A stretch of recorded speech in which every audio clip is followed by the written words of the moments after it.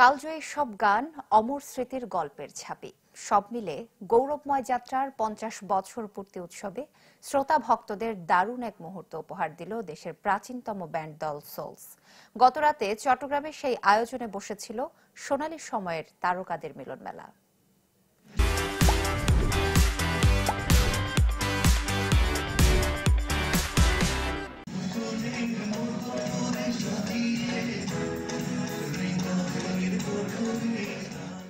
যেন ৫ দশক পেছনে সোনালী অতীতে ফিরে যাওয়া। যে গানে সুরে তারুণ্যে কাঁপন তুলেছিল সোলস, তাই যেন আবার মনে করিয়ে দেয়া সুবর্ণ জয়ন্তীর মঞ্চে দাঁড়িয়ে। সেই একই সুর, একই কণ্ঠে, তাই নস্টালজিয়ায় ফিরে গেলেন ভক্তরাও। দেশের প্রাচীনতম ব্যান্ড দল সোলসের ৫০ বছর পূর্তি উৎসবে শুক্রবার রাতে চট্টগ্রামের ৫ তারকা হোটেলে ছিল স্বর্ণালী যুগকে ফিরিয়ে আনার এক অনুপম আয়োজন, যেখানে মঞ্চ মাতান অবিস্মরণীয় সেই তারকারাই। অসম্ভব একটা সুন্দর জিনিস, খুবই ভালো লাগছে। এটা সোলস এখন ঠিক শুধু ব্যান্ডে না, এটা একটা ইনস্টিটিউশন বলা যায় বাংলাদেশি মিউজিক ইন্ডাস্ট্রিতে। তো এক সময় এটার সাথে ছিলাম, এটা চিন্তা করে অনেক ভালো লাগছে।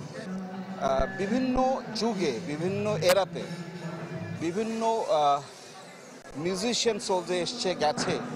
আমি সবার সাথে মিউজিক করেছি, সবার সাথে আমার একটা আলাদা স্মৃতি আছে। তখন যারা ছিল, যেমন নকি ভাই তো এখনো আছে, পিরুদা এখনো আছে, I am still with them. ১৯৭২ সাল এক ঝাঁক মেধাবী তরুণ বন্দরনগরীতে গড়ে তোলেন সুরেলা নামে একটি ব্যান্ড। পরের বছর তার নাম বদলে রাখা হয় সোলস। যে সোলস পরে ৫ দশক ধরে সুরে গানে মোহিত করেছে সব প্রজন্মের সঙ্গীত পাগল মানুষকে। এই ৫০ বছর পূর্তি উপলক্ষে আমার সবচেয়ে বড় প্রাপ্তি বলে মনে হচ্ছে যে আমি যে গানগুলো তৈরি করেছিলাম ৫০ বছর আগে সোলসের জন্য, সেই গানগুলো এখনো মানুষ শুনে, এখনো মানুষ পছন্দ করছে। জেনারেশন টু জেনারেশন পার হয়ে গেছে, বা তারপরেও গানগুলি মানুষের কাছে হৃদয়ে গেছে আছে। এটা অনেক বড় প্রাপ্তি বলে। বীজ বপন থেকে গাছ উঠা, তার ফল ধরা, ফল খাওয়া, সবই আমার জীবনে। আর সোলসের সাথে প্রায় 53 বছর, 53 বছর একসাথে। এই যে বেড়ে ওঠার সাথে সাথে আমরা যে ভালো ভালো কিছু কাজ করেছি, আজকে ফসলটাতে আপনারা নিজেরাই দেখলেন, আজকের অনুষ্ঠানটাতে এগুলোই হচ্ছে আমাদের অ্যাচিভমেন্ট আসলে পাওয়া। এবং এটা চট্টগ্রামের গৌরবের জায়গা একটা। এই যে সোলসকে নিয়ে চট্টগ্রাম গৌরব করতে পারবে আরো। সোলস আনপ্লাগড শিরোনামের এই উৎসবে পরিবেশন করা হয় তাদের জনপ্রিয় সব গান। তাতে আয়োজকরা যা আপ্লুত, তেমনি এমন ঐতিহাসিক আয়োজনে থাকতে পেরে উচ্ছ্বসিত এ প্রজন্মের শিল্পীরাও। একটা নাম, একটা অনুভূতি। আসলে একটা ব্যান্ড ৫০টা বছর পাড়ি দিয়েছে, তাদের আজকে সেলিব্রেশন আমরা অংশগ্রহণ করেছি। সো অ্যাজ এ মিউজিশিয়ান আসলে অনেক লাকি শো আসলে। সো এটা একটা ইন্সপিরেশনের ব্যাপার। সোলসের আজকে ছিল, এসেছিলেন। এটা আমাদের ভাগ্য যে ওনারা সবাই সময় করে এসেছেন, সবাই ইনক্লুডিং নকিব ভাই, পিলু ভাই, সবাই।